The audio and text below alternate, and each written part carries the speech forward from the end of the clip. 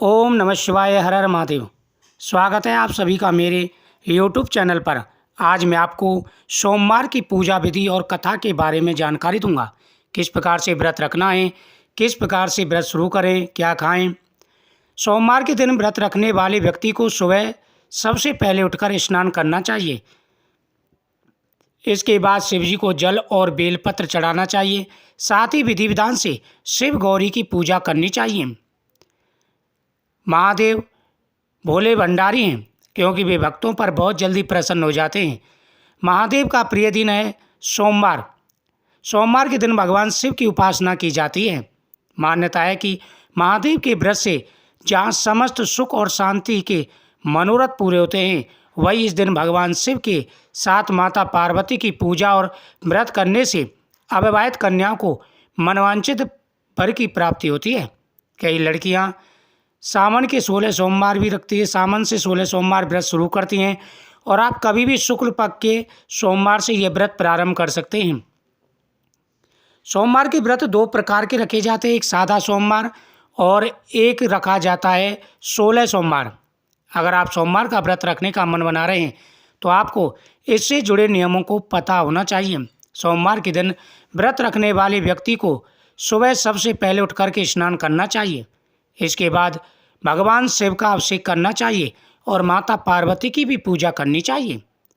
शिव पूजन के बाद सोमवार व्रत कथा जरूर सुननी चाहिए, लेकिन उससे पहले आपको भगवान के सामने संकल्प जरूर करना है।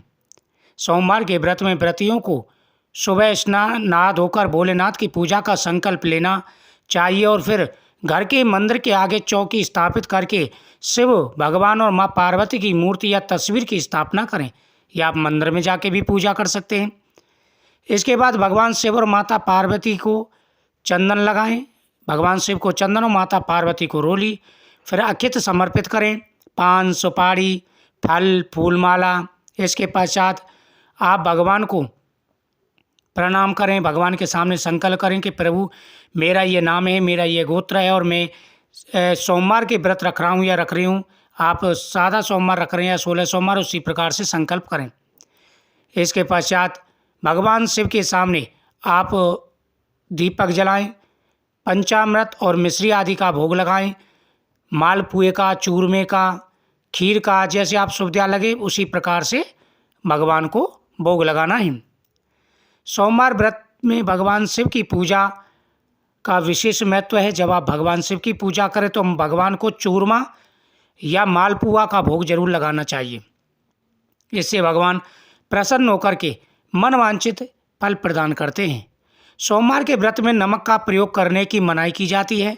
व्रत में अन्न की बजाय कुट्टू या संगाड़े के आटे से बनी रोटी या पराठा पूरी खा सकते हैं, या अगर आप अन्न का रख रहे हैं तो एक समय मीठा भोजन करें।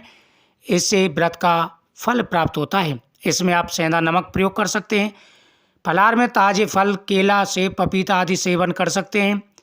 घर के अन्य सदस्यों को भी शाकाहारी भोजन करना चाहिए और इस दिन खान पीन का विशेष रूप से ध्यान रखना चाहिए। जब भगवान की आप पूजा कर लें इस विधि से, और जब आपके सोमवार के व्रत पूरे हो जाए उस समय उद्यापन किया जाता है, फिर आप भगवान के सामने कथा का श्रवण करेंगे। प्राचीन समय की बात है, एक साहूकार था, उसके कोई संतान नहीं थी। वह नियमित रूप से भगवान शिव की पूजा किया करता था और भगवान शिव से प्रार्थना करता कि हे प्रभु, मुझे संतान प्राप्ति का वरदान दीजिए। भगवान शिव के सामने पूजा करते करते उसे काफ़ी समय हो चुका था। अब यह देख करके भगवान शिव से माता पार्वती कहती हैं कि प्रभु, यह साहूकार काफ़ी समय से आपकी पूजा कर रहा है, आपको इसकी मनोकामना पूरी करनी चाहिए। भगवान शिव बोले कि हे देवी, ये संसार कर्म क्षेत्र है, जैसा व्यक्ति कर्म करता है उसी प्रकार से फल की प्राप्ति होती है। यह संतान सुख के लिए मेरी पूजा कर रहा है, लेकिन इसके भाग में संतान का सुख नहीं है। माता पार्वती ने कहा कि प्रभु, जब संतान सुख इसके भाग में नहीं है तभी तो आपकी पूजा कर रहा है, आपको इसे अवश्य वरदान देना चाहिए। माता पार्वती के बार बार कहने पर भगवान शिव ने उसे वरदान दे दिया। भगवान शिव ने उसे संतान प्राप्ति का वरदान दिया और कहा कि इसे पुत्र की प्राप्ति होगी, लेकिन वह अल्पायु होगा, उसकी जो आयु है वह कम होगी।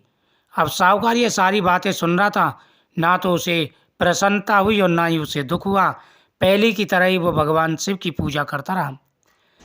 कुछ समय के बाद में उसे एक सुंदर पुत्र पैदा हुआ।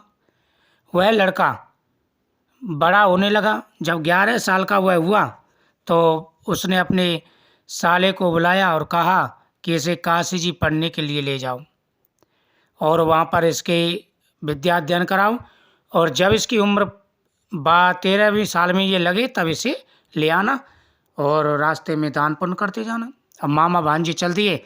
रास्ते में यहाँ रुकते वहीं दान पुण्य करते करते करते एक रत्नागिरी नगरी में पहुँच गए। वहाँ की राजा की लड़की का विवाह था। अब जिस धर्मशाला में ये रुके हुए थे वहीं पर बारात रुकी हुई थी। अब बारात में जो लड़का आया था वो एकांक सिखाना था। जब उसके पिता ने देखा कि भाई ये लड़का तो बहुत ही सुंदर है, तो उसके मामा को राजी कर लिया और कहा कि ऐसा करो, हम अपने बेटे के विवाह के लिए यहाँ पर आए, लेकिन हमारे बेटे की एक आंख में परेशानी है, आप इस लड़की से विवाह का सारा काम करा दो, हम धन देंगे। मामा इसके लिए तैयार हो गया। अब धूमधाम से शादी हो गई।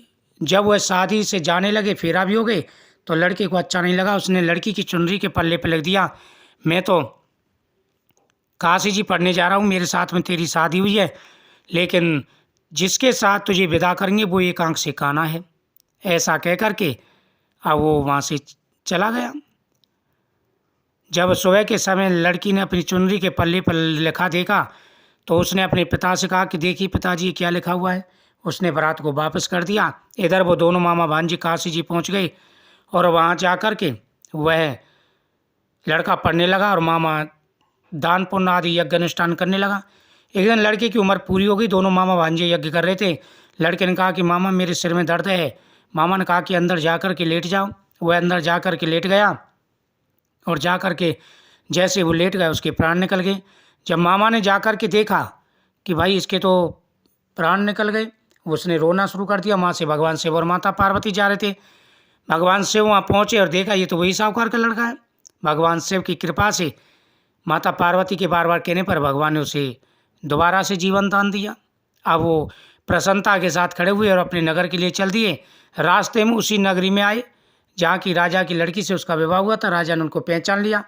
राजा अपने साथ उसे घर में ले गया और खुद खूब उसकी खातिरदारी की। एक हफ्ता वहाँ पर रुके। वहाँ से फिर वो अपने नगर के लिए चल दिए। नगर में पहुँचे तो लड़की का जो माता पिता थे घर की छत पर बैठे हुए थे। उन्होंने प्रण कर रखा था जब हमारा बेटा सकुशल आएगा तो हम यहाँ से उतरेंगे, नहीं तो यहीं से कूद करके प्राण दे देंगे। अब जब उसके पिता को पता चला कि बेटा आ गया है, वह खुशी खुशी नीचे उतरा और जा कर के देखा तो पिता तो बड़ा प्रसन्न हुआ और सारी बात पूछी। उन्होंने सारी बात कह दी कि किस प्रकार से भगवान शिव की कृपा से उसे दोबारा जीवन दान मिला। उसके बाद में धूमधाम से बहू का स्वागत किया और फिर हर सोमवार को वह व्रत करने लगे। इसके बाद भगवान को भोग लगाए, प्रसाद बांटे।